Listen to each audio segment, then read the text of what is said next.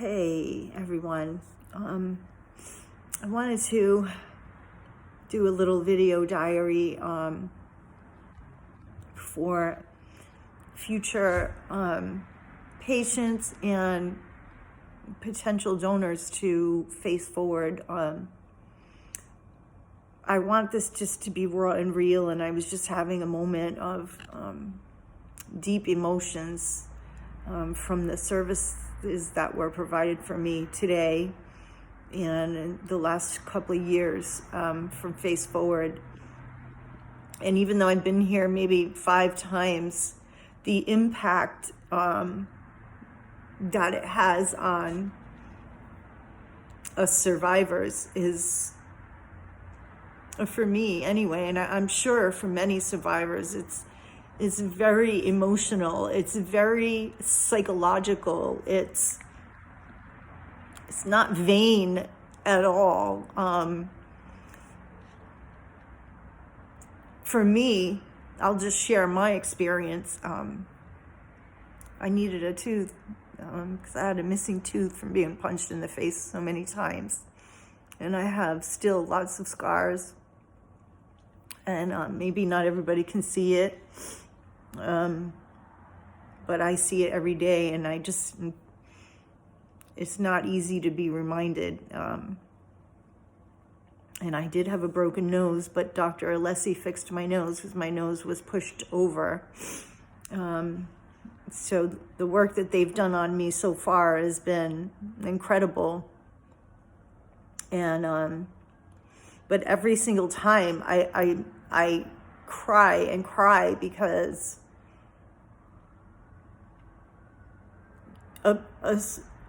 when you've been abused, you know, your self-esteem is so shattered.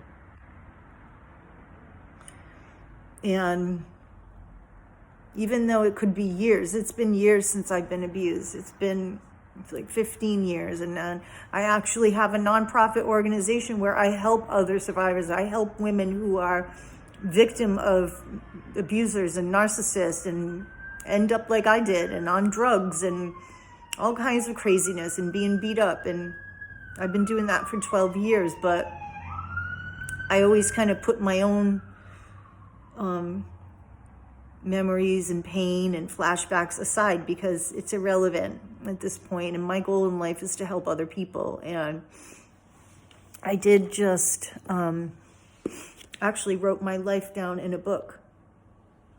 It's called Broken Chains, and it took me 12 years to write it, and it was very difficult, but I wrote it. And the only reason my only hope and prayer for that book is that it would really inspire and help and hopefully save another life.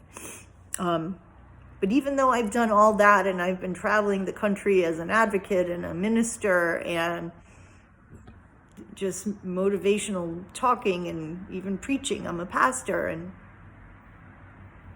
when it comes to myself, you know, and this is across the board with survivors, it's like I don't deserve it. You know, there's somebody else that's, you know, worse off than me.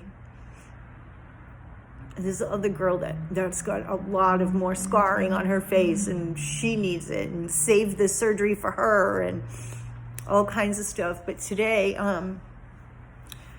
Dr. Larry, I think his name is, he put an implant in a tooth, and then he said to me that he was going to do some work on my face. And I just was shocked. I was full of emotion. I almost wanted to run out of the room, like, oh no, this can't be happening for me. Like you're actually gonna fix this. Like I'm not, like you care about me. Like it bothers you. Like it bothers me. Like, you know, I'm not crazy. People tell me all the time, oh, nobody notices that but you. You can't even see it. And I'm like, no, but I see it. And I asked the doctor, am I crazy? Like, is it me? Am I being vain? And he said, no. And the fact that he said he was going to give me a tooth and work on my face, I was shocked that these doctors really, they care.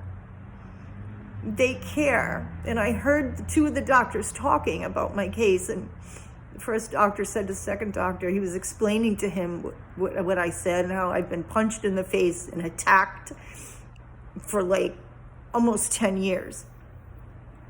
And it was brutal and it was awful, and I was almost murdered, and my ribs were broken, my nose was broken, my face, how my jaw never got broken, how I didn't lose any teeth in the front is only the grace of God.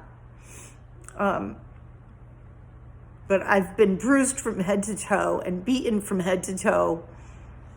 And one doctor was talking to the other doctor, and he was explaining, he said she's had, she's been abused and she's suffered trauma. And she's had trauma, And I just never you just don't acknowledge it, It's like, even though I wrote it in the book and I tell my story all the time, I don't feel it because I'm there. I have a mission. My mission is to share my story to help other people. So I'm not acknowledging the pain of it. I'm not acknowledging, it's like I become numb to it because I have a mission. I have gauze in my mouth. That's why I'm not talking right. But I was compelled to do this video. I look rough. I look jacked up, but I don't care because I want people to hear the real. I want people to see the real. And this is real. My gratitude that these doctors made me feel like validated. They heard my heart, they heard my pain, I guess. They care. For them to say, we're going to do this for you, is like saying, you didn't deserve it. And we're going to help you. I can't tell you how that feels. And I know millions of people have said it to me, you didn't deserve it. But again, I am always in minister mode. I am fine. I'm good. No, I didn't deserve it, but you don't deserve it. I'm always more focused on somebody else and what they're going through, And I just can't tell you enough what this program, Face Foward, does for its patients is far more than what's on the outside. What they do for the wounds on the inside is far greater. And I'm just so blessed and I'm so grateful that I've been able to be a part of this. And if it wasn't for the doctors and the people who donate money,